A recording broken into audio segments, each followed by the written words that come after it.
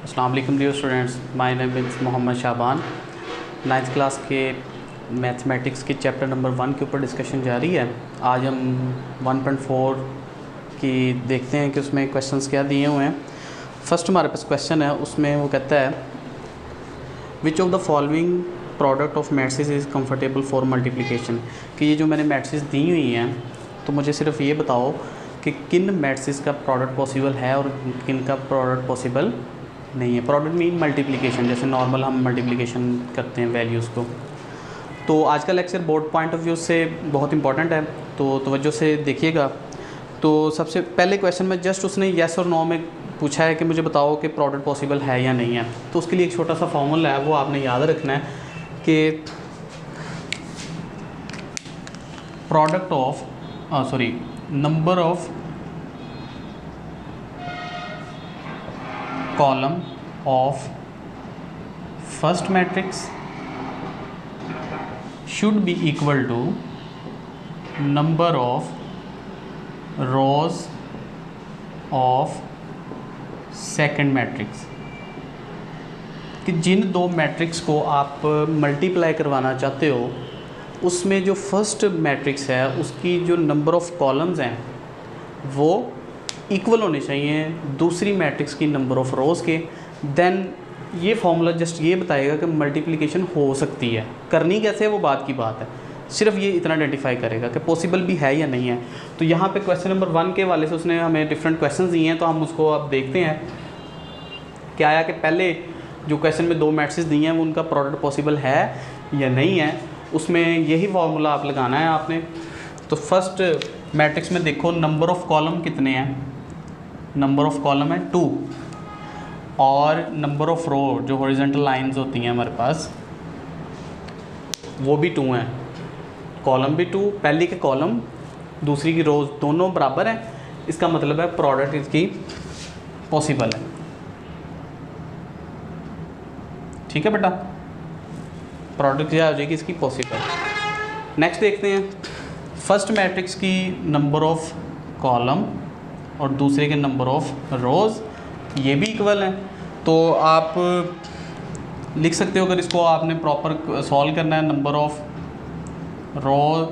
Column of first Matrix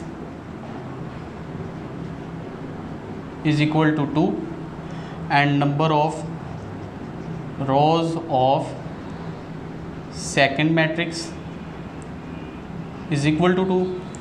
so product is possible, product is possible. तो इस तरह आप इसको प्रॉपर वे में सॉल्व भी कर सकते हैं अगर क्वेश्चन आता है। नॉर्मली इसका क्वेश्चन तो नहीं आता होता, सिर्फ ये हमने देखना है क्योंकि आगे प्रोडक्ट ऑफ मैट्रिक्स आगे डिटेल टॉपिक आ रहा है हमारे पास। तो सिर्फ ये आइडेंटिफाई करने के लिए प्रोडक्ट पॉसिबल है या नहीं है, तो उसने क्वेश्चन दिए हैं। थर्ड पे आते हैं, उसमें देखें कॉलम कितने हैं, 1 कॉलम है। फर्स्ट मैट्रिक्स का एक कॉलम है और दूसरी मैट्रिक्स की रोज़ 2 हैं। तो इसमें आएगा नॉट पॉसिबल, कि इसका प्रोडक्ट पॉसिबल ही नहीं है। ठीक है बेटा, इसमें देख लेते हैं इसके कॉलम कितने हैं, 2 कॉलम है और दूसरी वाली की 2 रोज़ हैं। तो इसका मतलब प्रोडक्ट इज़ पॉसिबल।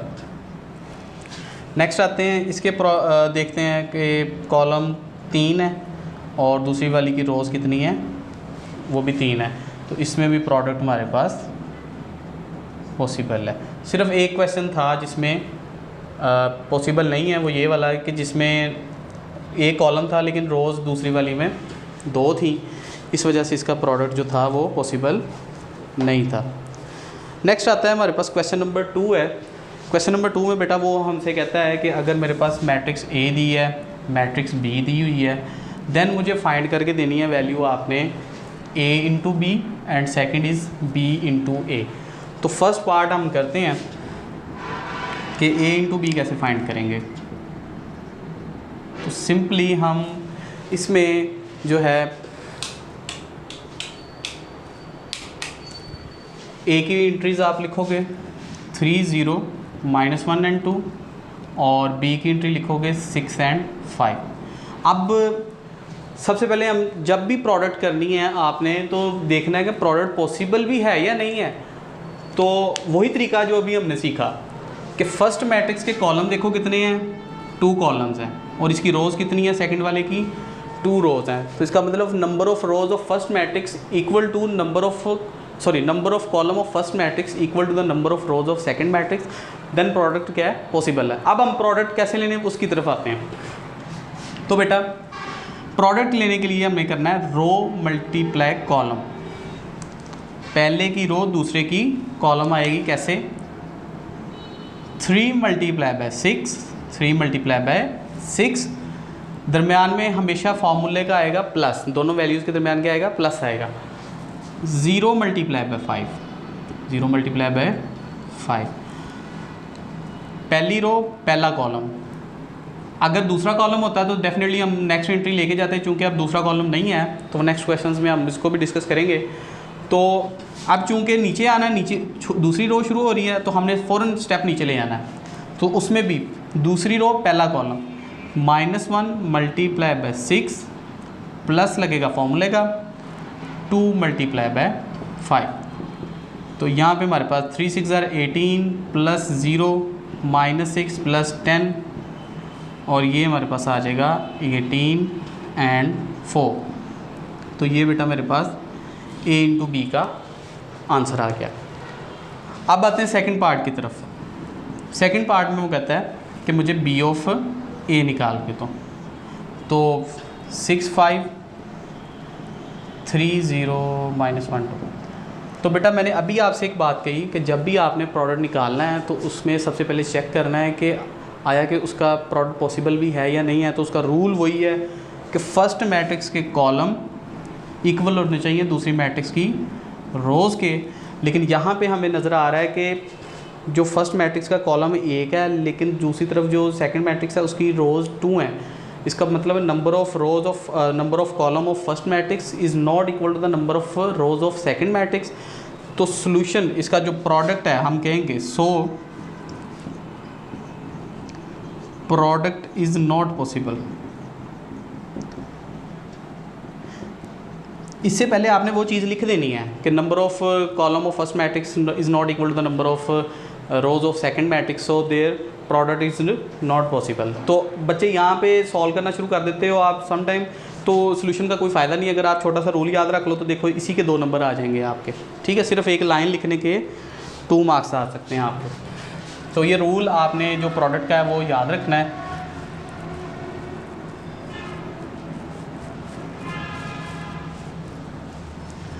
इसके बाद हम मूव करते हैं, क्वेश्चन नंबर हमारा जो है वो 3 है।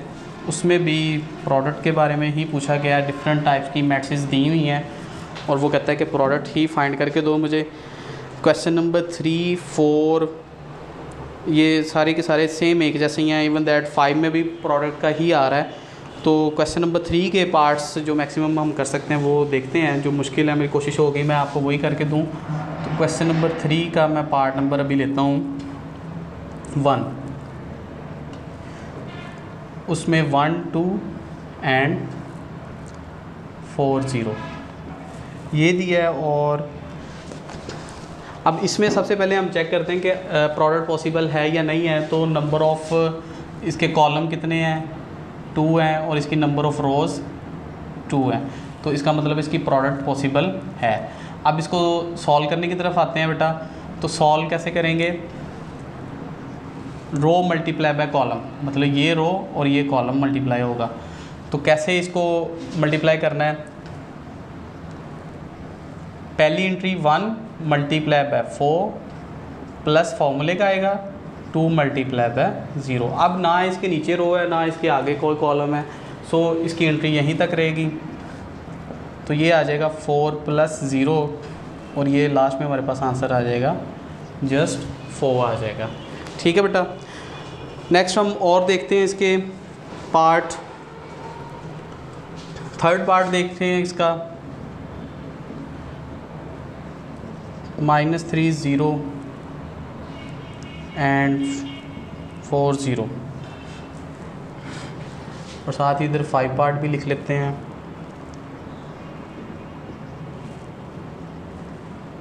टू 0 एंड -1 2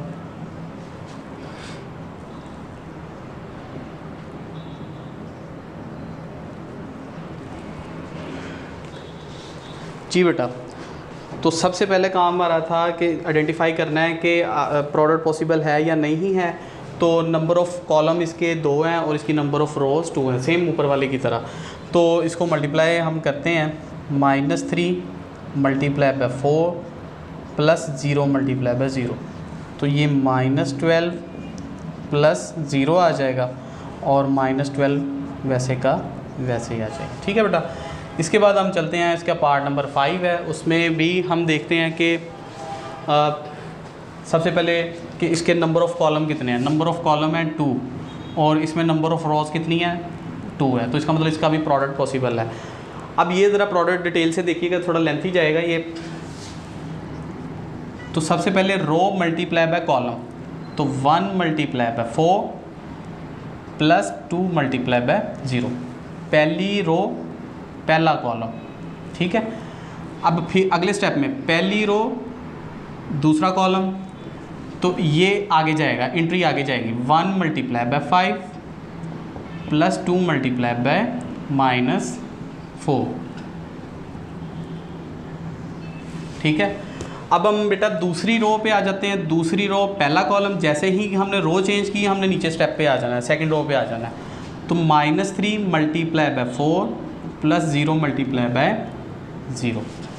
ठीक है, अब सेकंड रो सेकंड कॉलम, तो उसकी एंट्री क्या आएगी, -3 multiply by 5 plus 0 multiply by -4। ठीक है बेटा, अब इसी तरह थर्ड एंट्री भी आएगी हमारे पास, थर्ड रो फर्स्ट कॉलम। तो जैसे ही थर्ड रो आए तो थर्ड पे चले जाना हमने, 6 multiply by 4 plus -1 multiply by 0। Multiply को बेटा आप ब्रैकेट की फॉर्म में भी लिख सकते हो। ठीक है, third row second column, 6 multiply by 5 plus -1 multiply by -4। ठीक है, तो ये हमारे पास आ गई एंट्री। नेक्स्ट इसको सिंप्लीफाई करते हैं, 4 प्लस 0 और -12 प्लस 0, 24 प्लस 0, 5 -8 -15 प्लस 0, 30 प्लस 4, क्योंकि माइनस माइनस प्लस हो जाएगा तो वो प्लस प्लस प्लस आएगा। इसी तरह यहाँ पे प्लस माइनस माइनस आ जाएगा, -0 लिख लें या +0 एक ही बात है। तो उसके बाद हम चलते हैं, इसको 4 + 0 4 आ जाएगा, -3 12 -15 24 34। सो डियर स्टूडेंट्स, इन दोनों को मल्टीप्लाई कैसे करवाना है उसका मेथड मैंने आपको समझाने की कोशिश की है कि रोज़ को कॉलम के साथ, फिर रो को कॉलम के साथ, जब नेक्स्ट रो आएगी नीचे चले जाना है। ठीक है, और ये आपके लास्ट पे आंसर आ जाएगा। ठीक है, तो क्वेश्चन नंबर 3 में उसने ये प्रोडक्ट के बारे में ही पूछा था। नेक्स्ट वो क्वेश्चन नंबर 4 के बारे में कह रहा है, उसमें मल्टीप्लिकेशन का उसने बोला है। तो मल्टीप्लिकेशन हो या प्रोडक्ट हो एक ही बात होती है। तो अब हम क्वेश्चन नंबर 4 के ऊपर जाते हैं और उस पर भी देखते हैं कि कौन से क्वेश्चन जो डिफ़िकल्ट हैं वो सॉल्व करने की कोशिश करते हैं।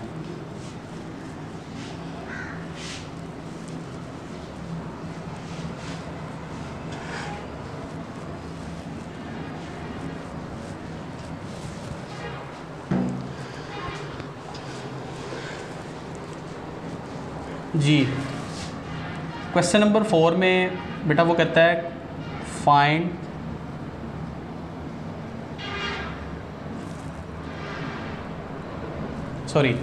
Multiply the matrix.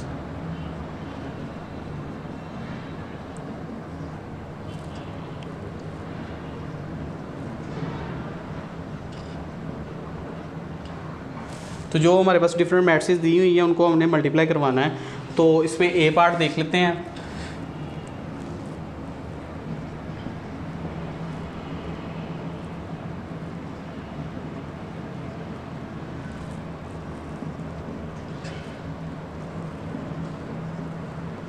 जी, तो सेम वही रूल, सिर्फ स्टेटमेंट थोड़ी सी उसने चेंज की है। पहले वो कह रहा था कि मुझे प्रोडक्ट फाइंड करके, तो अब वो कह रहा है कि दोनों मैट्रिक्स को मल्टीप्लाई करवा दो। तो एक ही बात है, प्रोडक्ट मल्टीप्लिकेशन एक ही चीज़ को कहते हैं। तो रूल भी वही लगेगी, मेथड भी सारा वही यूज़ होगा। नंबर ऑफ़ कॉलम 2 है, नंबर ऑफ़ रोज़ 2 है, इसका मतलब प्रोडक्ट पॉसिबल है। अब हम प्रोडक्ट की तरफ चलते हैं। तो सबसे पहले रो को कॉलम के साथ हम मल्टीप्लाई करवाएंगे, फर्स्ट रो फर्स्ट कॉलम, तो 2 multiply by 2 plus 3 multiply by 3। फिर फर्स्ट रो सेकंड कॉलम आएगा 3 multiply -1 sorry 2 multiply -1 plus 3 multiply by 0। उसके बाद सेकंड रो आ जाए, तो सेकंड रो में नीचे जाएंगे हम, तो 1 multiply by 2 plus 1 multiply by 3। और नेक्स्ट हमारे सेकंड रो सेकंड कॉलम आएगा 1 multiply by -1 plus 1 multiply by 0। उसके बाद स्टूडेंट्स हम थर्ड रो की तरफ मूव कर रहे हैं, तो थर्ड रो के लिए नीचे आ जाएंगे, 0 मल्टीप्लाई बाय 2 मतलब 0 multiply by 2 plus -2 multiply by 3। First वाली फर्स्ट से होगी, सेकंड वाली सेकंड से। Third row second column 0 multiply -1 plus -2 multiply by 0। अब इसको सिंप्लीफाई कर लेते हैं, 4 प्लस 9 2 प्लस 3 0 -6 और इधर आएगा -2 प्लस 0 -1 प्लस 0 0 प्लस 0। ठीक है, अब इसकी 4 प्लस 9 13 5 -6 -2 आ जाएगा और -1 प्लस 0 -1, उसके बाद ये सिंपल 0। तो ये हमारे पास प्रोडक्ट आ गया, ये पहले दो मैट्रिक्स का। नेक्स्ट हम मूव करते हैं क्वेश्चन नंबर बी की तरफ। क्वेश्चन नंबर बी जो है इसका पार्ट बी 1 2 3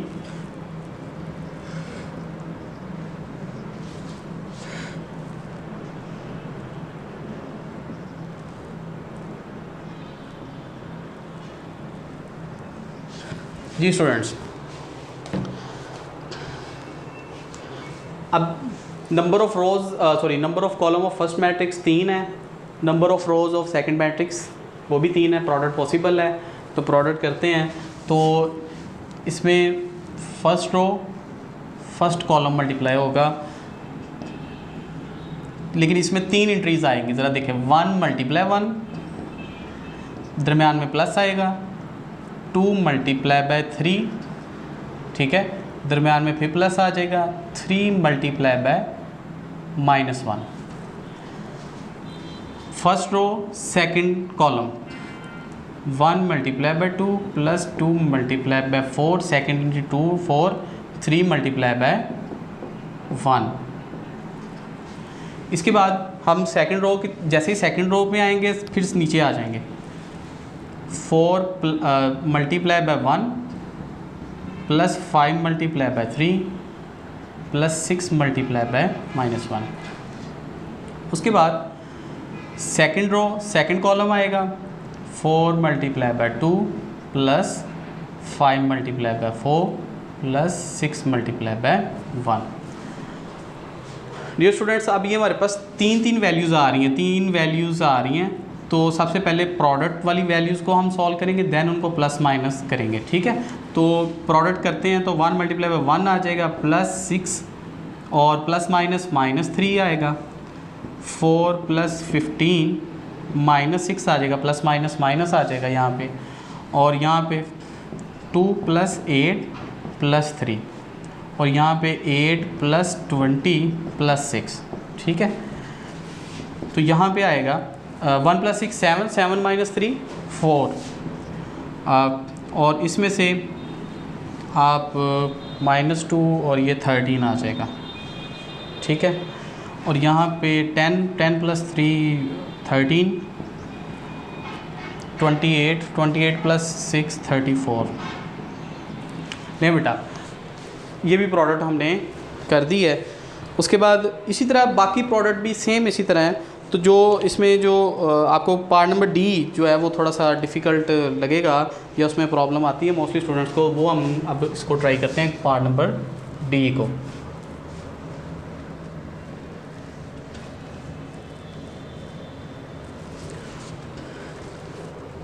तो पार्ट नंबर डी की हमारे पास वैल्यूज़ हैं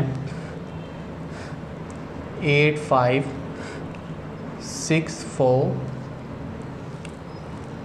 2 -5/2 -4 एंड 4। नहीं जी, ये हमारे पास वैल्यूज़ आ गई हैं। अब इसमें देखें number of column of first matrix 2 है, number of rose of second matrix भी 2 है, तो ये प्रोडक्ट पॉसिबल है।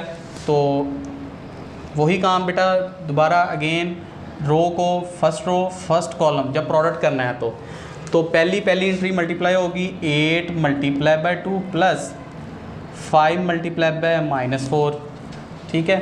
फर्स्ट रो सेकंड कॉलम क्या आएगा 8 × -5/2 प्लस 5 × 4। अब सेकंड रो पे हम मूव कर रहे हैं तो सेकंड रो में के लिए नीचे आना पड़ेगा 6 × 2 प्लस 4 × -4। नेक्स्ट आएगा 6 × -5/2 प्लस 4 × 4।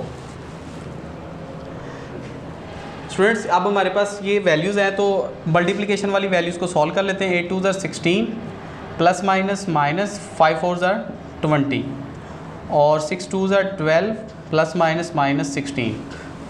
तो यहाँ पे इसको सिंप्लीफाई करें 2 1 = 2 2 4 = 8, तो प्लस माइनस 5 4 = 20, फिर ये भी 20 आ जाएगा, 5 4 = 20 आएगा। ये भी सिंप्लीफाई होता है 2 1 = 2 2 3 = 6, तो plus minus 5 3 = 15 plus 16।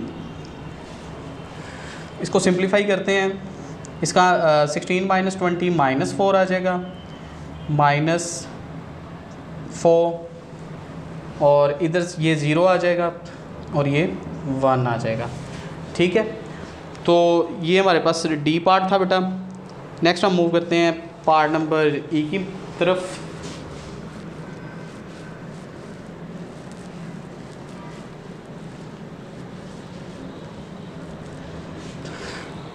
Part number ई की हमारे पास वैल्यूज़ हैं -1 2 1 3 0 0 0 एंड 0।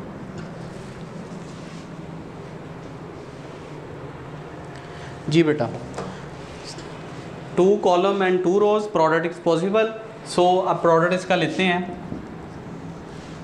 तो फर्स्ट रो फर्स्ट कॉलम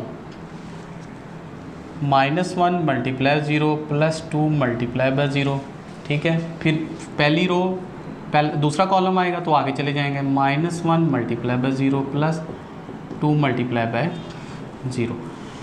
अब सेकंड रो पे आ गए हैं तो सेकंड रो के लिए हम नीचे आएंगे तो 1 × 0 प्लस 3 × 0।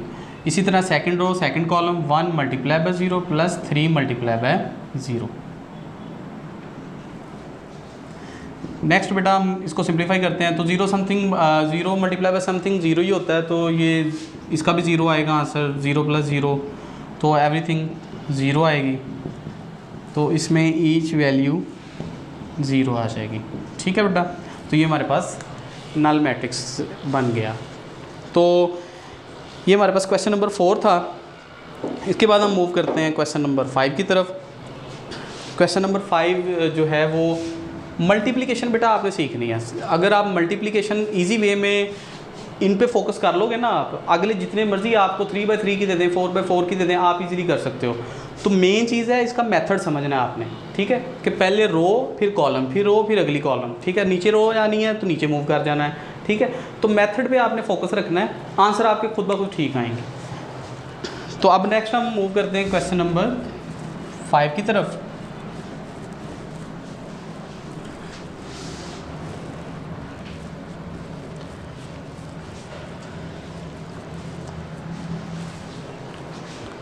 क्वेश्चन नंबर 5 जो है वो उसमें उसने ABC 3 मैट्रिसेस दी हैं और डिफरेंट आगे उसने जो हैं वो सिचुएशंस हमारे सामने रखी हैं। तो सबसे पहले क्वेश्चन नंबर 5 उसमें A मैट्रिक्स दी हुई है -1 3 2 0 और B मैट्रिक्स दी है 1 2 -3 एंड -5। और पार्ट नंबर 1 में वो कहता है ए बी प्रूव करो कि बी ए के इक्वल है। ठीक है, ये क्वेश्चन नंबर 1 इंपॉर्टेंट है, इसलिए मैं आपको ये करवा रहा हूँ। तो सबसे पहले हम लेफ़्ट हैंड साइड लेंगे। तो लेफ़्ट हैंड साइड में हमारे पास ए बी क्या आएगा, और ये आ जाएगी हमारे पास बी मैट्रिक्स।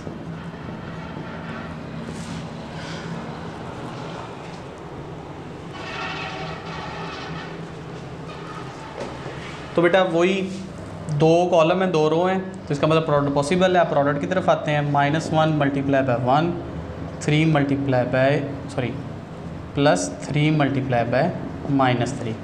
उसके बाद पहली रो सेकंड कॉलम आ जाएगा -1 मल्टीप्लाई बाय 2 +3 मल्टीप्लाई बाय -5। उसके बाद सेकंड रो पे आ जाते हैं। सेकंड रो के लिए नीचे आना पड़ेगा। 2 मल्टीप्लाई बाय 1 +0 मल्टीप्लाई बाय -3। तो 2 मल्टीप्लाई बाय 2 +0 मल्टीप्लाई बाय -5। आप सिंप्लीफाई करते हैं।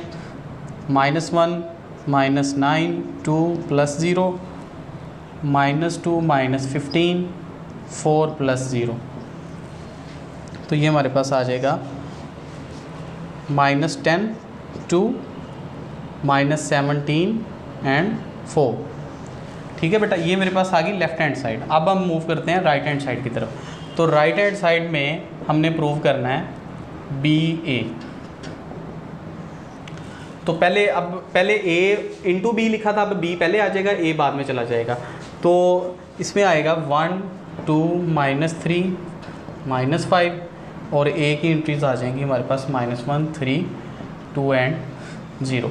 अब इनको बेटा मल्टीप्लाई करवाते हैं।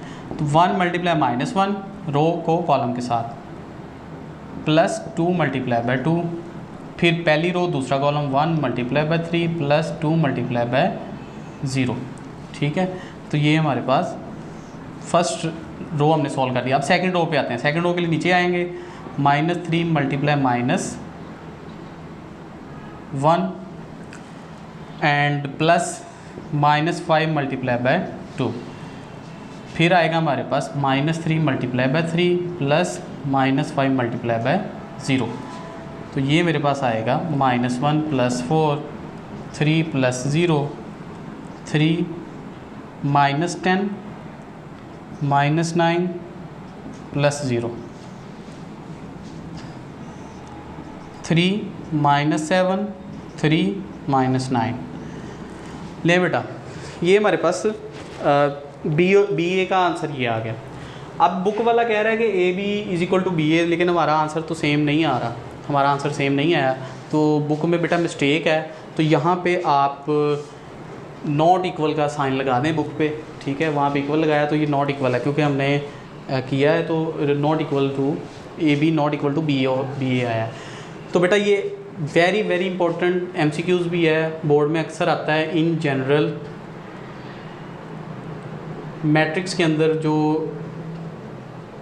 प्रॉपर्टी है कि A B not equal to B A, important MCQs है। ठीक है, इसको भी आपने याद रखना है कि जो मैट्रिक्स के अंदर ए बी जो है वो बी ए के इक्वल नहीं आता। जैसे नॉर्मली हम कम्यूटेटिव प्रॉपर्टी अप्लाई करते हैं कि 2 मल्टीप्लाई बाय 3 2 मल्टीप्लाई बाय 3 कर लें जी, या 3 मल्टीप्लाई बाय 2 कर लें। दोनों सूरतों में आंसर 6 आता है, लेकिन ये जो प्रॉपर्टी है ये मैट्रिक्स के ऊपर अप्लाई नहीं होती। ठीक है, तो इसलिए आपने ये रिज़ल्ट याद रखना है। कोई हज़ारों में कोई एक आधा केस होगा जिसमें ये इक्वल आ जाता होगा, लेकिन इन जनरल हमारे पास यही रिज़ल्ट है कि इन matrix A B is not equal to B A. तो नेक्स्ट हमारे पास इसके पार्ट नंबर बेटा 2 3 4 जो हैं वो इजीली आप इसको कर सकते हो कि इसका पार्ट नंबर 4 चले मैं आपको कर देता हूँ, वो थोड़ा सा टेक्निकल है।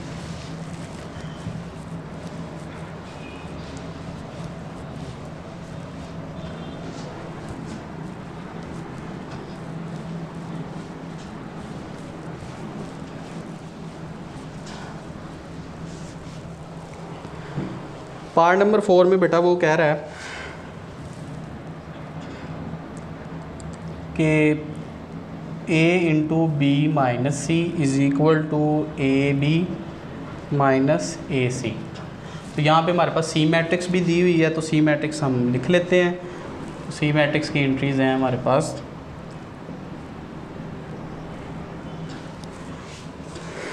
तो सिर्फ क्वेश्चन नंबर 1 में प्रॉब्लम था, बाकी पार्ट्स बेटा ठीक हैं, तो वो उनके आंसर्स भी डेफिनेटली फिर वो दोनों इक्वल आएंगी साइड्स में, ठीक है। तो इसमें हम सबसे पहले लेफ्ट हैंड साइड पे जाते हैं। आप ज़रा ये भी देखना है कि लेफ्ट हैंड साइड में सबसे पहले हमने ब्रैकेट वाली वैल्यू सॉल्व करनी है। इसका मतलब सबसे पहले हमें b माइनस सी की वैल्यू चाहिए, तो मैं b माइनस सी फाइंड करता हूँ।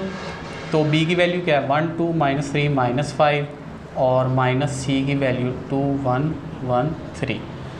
तो b माइनस सी मेरे पास आएगा 1 -2 2 -1 -3 -1 -5 -3 और ये आ जाएगा -1 -4 1 एंड -8। तो ये बेटा मेरे पास क्या आया b माइनस सी का आंसर आ गया। अब b माइनस सी के साथ मल्टीप्लाई किसको करना है, a को। तो अब हम क्या करते हैं, a इंटू b माइनस सी लेते हैं। तो a मैट्रिक्स क्या है पहले -1 3 2 0 और b माइनस सी का आंसर क्या है -1 1 -4 एंड -8। अब इनको सिंपली जैसे हम पीछे मल्टीप्लिकेशन करते आ रहे हैं तो वो हम मल्टीप्लाई करवाएंगे। तो रोज़ को कॉलम में, तो क्या आएगा हमारे पास -1 × -1 प्लस 3 × -4, ठीक है।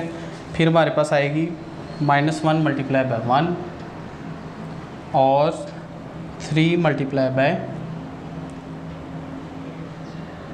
-8।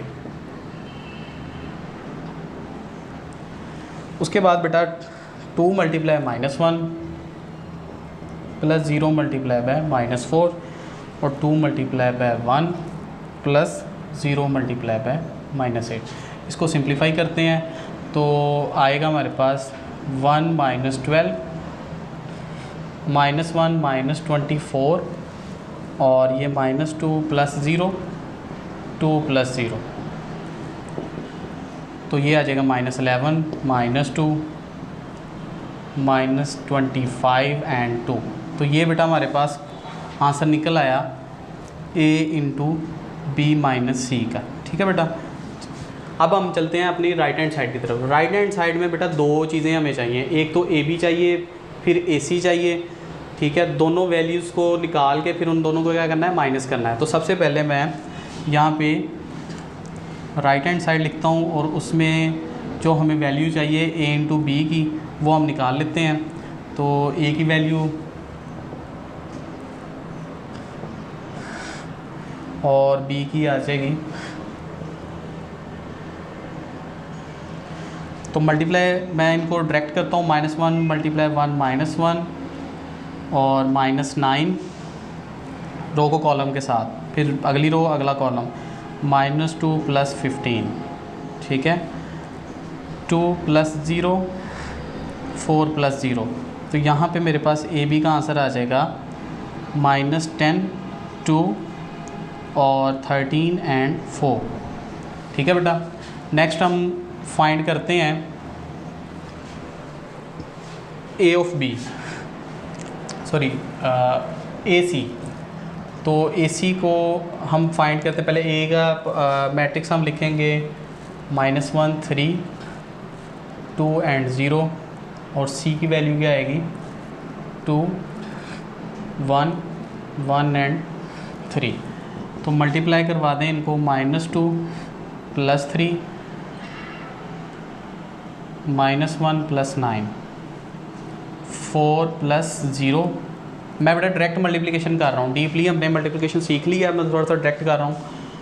तो 4 + 0 2 + 0, तो यहाँ पे मेरे पास आ जाएगा -5 8 4 एंड 2। अगले स्टेप में हमने प्लस करना है किसको, ए बी, सॉरी माइनस करना है ए बी माइनस ए सी, ये फाइंड करना है। तो ए बी की मेरे पास वैल्यू है -10 13 2 and 4 माइनस AC की अभी हमने निकाल ली -5, 8, 4 and 2। तो जब आप इसको माइनस करवाओगे